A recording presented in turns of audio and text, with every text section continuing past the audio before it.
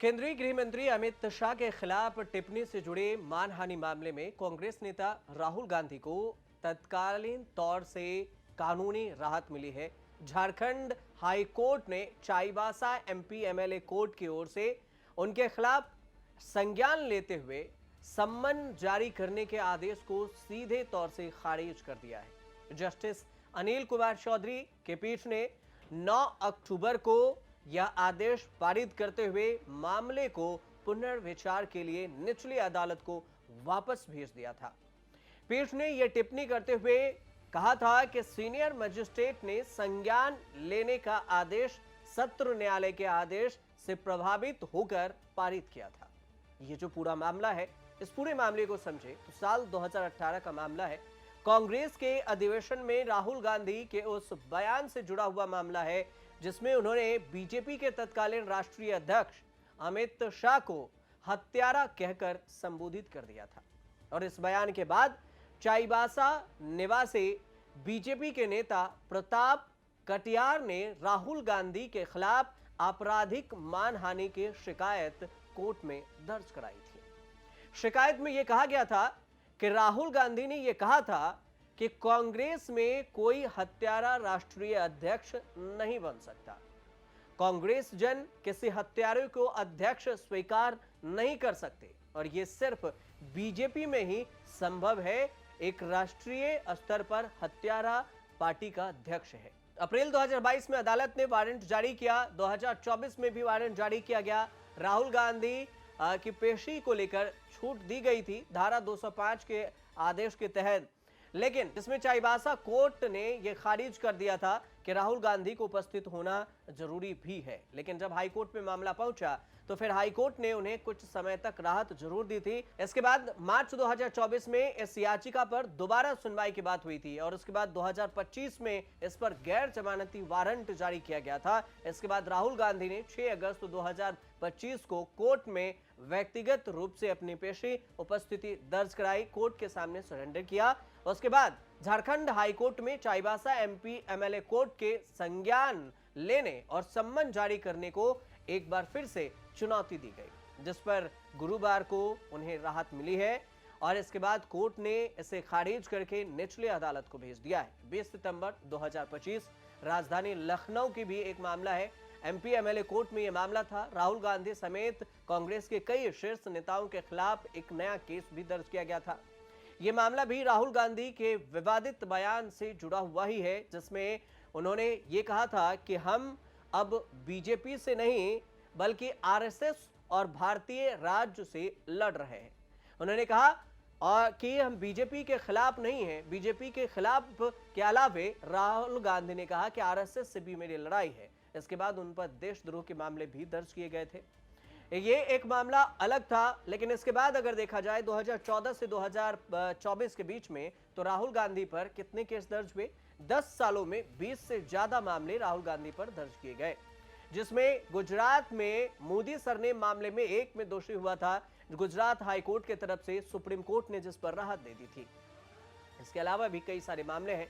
BJP ने साल 2014 में पहली बार कांग्रेस नेता राहुल गांधी पर केस दर्ज करवाया था, जो कि क्रिमिनल और मानहानि से जुड़ा हुआ मामला था और उस पर केस था कि महात्मा गांधी के हत्या में आरएसएस की भूमिका बताने को लेकर यह केस दर्ज किया गया था और ये महाराष्ट्र के एक सिविल कोर्ट में मामला दर्ज कराया गया था।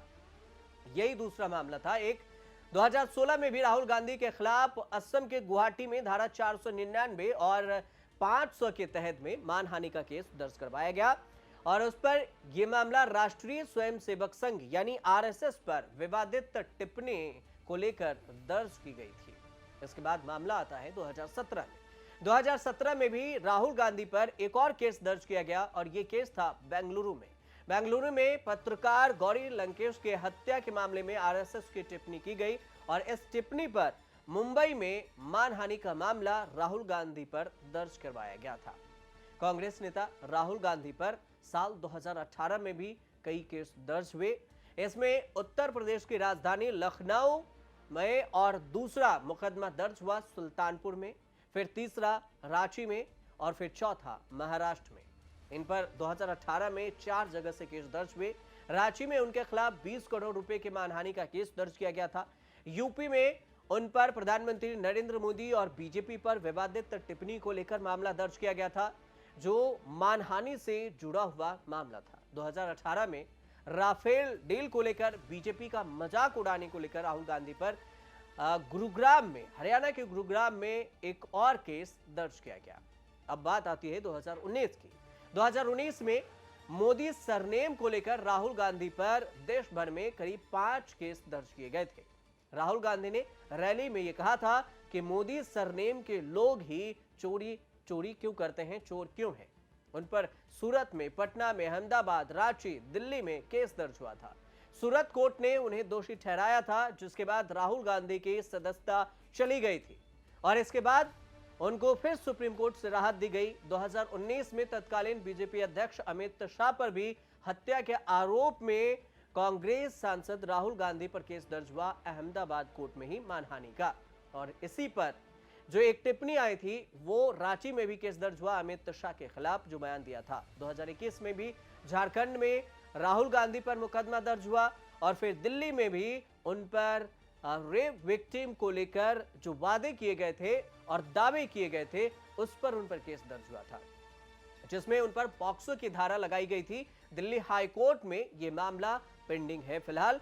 वहीं पर चाईबासा और मुंबई का भी मानहानि का ही मामला है। जिस चाईबासा पर अभी सुनवाई हुई है, वो भी तब का ही जुड़ा हुआ है जब राहुल गांधी ने अमित शाह पर टिप्पणी की थी। साल 2022 में कॉपीराइट के उल्लंघन से जुड़ा हुआ एक मामला दर्ज हुआ बेंगलुरु में, और ये मामला भारत जोड़ो यात्रा के दौरान उनके थीम सॉन्ग को लेकर हुआ था, जिसकी परमिशन नहीं ली गई थी और इस पर भी राहुल गांधी समेत तमाम कांग्रेस के दिग्गज नेताओं पर केस दर्ज हुआ। इसके बाद सावरकर पर भी टिप्पणी करने को लेकर केस दर्ज हुआ। 2023 में राहुल गांधी पर मोदी समाज का अपमान करने का भी आरोप लगा था, जिसे लेकर सूरत के एडिशनल डिस्ट्रिक्ट जज के पास मामला दर्ज कराया गया था, जहां पर उनको हाजिरी भी लगानी पड़ी थी। भारत जोड़ो यात्रा के दौरान हिंसा भड़काने के आरोप में भी राहुल गांधी पर असम में जनवरी 2024 में एक मामला और दर्ज हुआ। तो जनवरी में बीजेपी के कार्यकर्ताओं पर विवादित टिप्पणी को लेकर भी बेंगलुरु में राहुल गांधी पर केस दर्ज किया गया था। अमेरिका में सिख समुदाय और आरक्षण को लेकर भी जो उन्होंने बयान दिया था, उस पर भी दिल्ली में 3 जगहों पर राहुल गांधी के खिलाफ केस दर्ज किए गए थे। इसकी भी चर्चा खूब हुई थी कि राहुल गांधी विदेश जाते हैं तो भारत के खिलाफ बयान देते हैं। इसके बाद संसद में मारपीट के आरोप में भी राहुल गांधी पर केस दर्ज हुआ था। ऐसे कई मामले हैं जो राहुल गांधी पर दर्ज हैं। राहुल गांधी खुद कह चुके हैं कि उन पर 30 से 32 केस दर्ज हैं और सारे इनमें से केस में से कई केस ऐसे हैं जिस पर कोर्ट ने राहत भी दी है, कि कोर्ट ने कई याचिकाओं को खारिज भी की है और अभी कई केस ऐसे भी हैं जिनकी सुनवाई चल रही है।